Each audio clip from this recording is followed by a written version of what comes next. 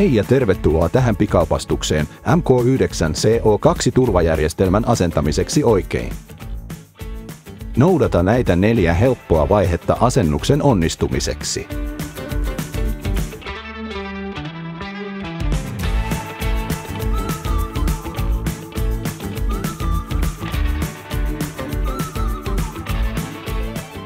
Ennen järjestelmän asentamista on aina suositeltavaa varmistaa, että järjestelmä toimii. Kaikki toimitetaan valmiiksi liitettynä laatikossa ja testaus on helppoa. Ota virtalähde pois laatikosta, lisää siihen sopiva pistoke.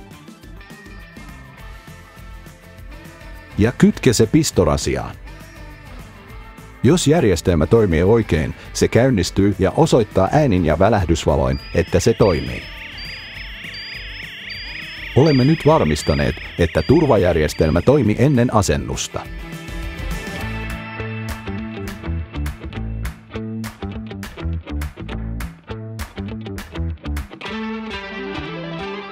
Asenna keskusyksikkö 2 mukana toimitetulla ruuvilla. Silmien korkeudelle, selvästi näkyville CO2-vaara-alueen ulkopuolelle, esimerkiksi esimiehen toimistoon. CO2-anturi on asennettava 2 mukana toimitetulla ruuvilla 12 tuumaa 30 senttimetriä lattiasta 15 jalan 5 metrin säteellä CO2-lähteestä. Voit käyttää laatikon päällä olevia merkintöjä löytääksesi helposti oikean asennuskorkeuden. Äänivalohälytin tulee asentaa CO2-anturin yläpuolelle 7-8 jalan 2-2,4 metrin korkeuteen.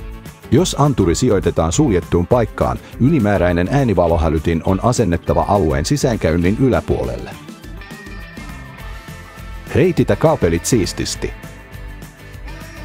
Jos mahdollista, käytä suojaputkia. Muista asentaa kaulustiivisteet, jotta lika ja vesi eivät pääse liittimiin.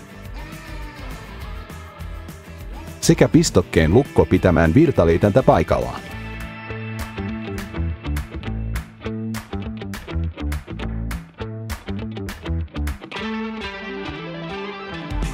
Aseta mitä tehdä kyltti keskusyksikön viereen.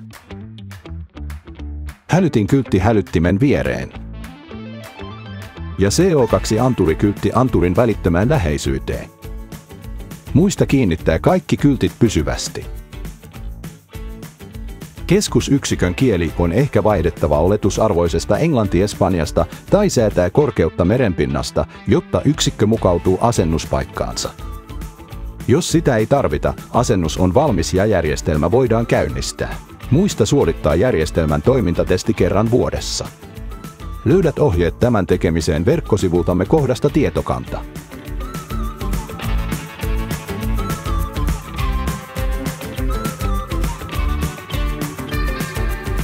CO2-turvajärjestelmän virransyöttöä on valvottava kansainvälisen palolain mukaisesti Yhdysvalloissa.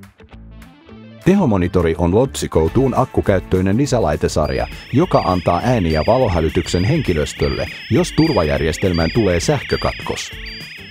Tehomonitori on helppo asentaa asentamalla tehomonitoriyksikkö lähelle keskusyksikköä mukana toimitetuilla ruuveilla ja liittämällä esiasennettu Cat5-kaapeli keskusyksikön lisälähtöön. Tämä laite myydään erikseen.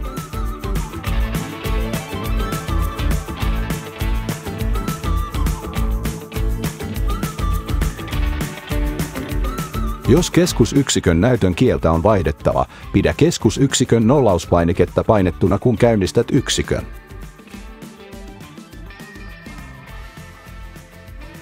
Kun kielivalikko ilmestyy keskusyksikön näyttöön, vapauta nollauspainike.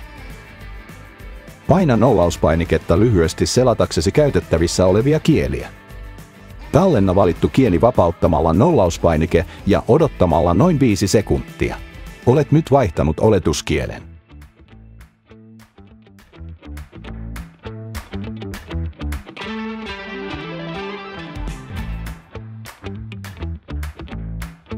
Jos järjestelmä sijaitsee merenpinnan yläpuolella, sinun on kompensoitava ohuempi ilmasäätämällä anturin korkeusasetusta. Irrota anturin suojus.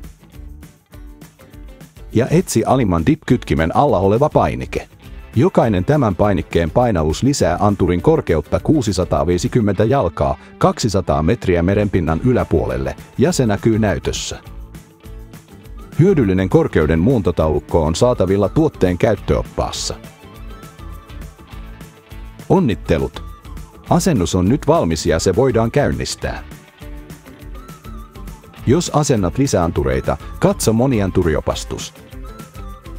Yhdessä varmistamme turvallisen CO2-ympäristössä työskentelyn. Kiitos ajastasi!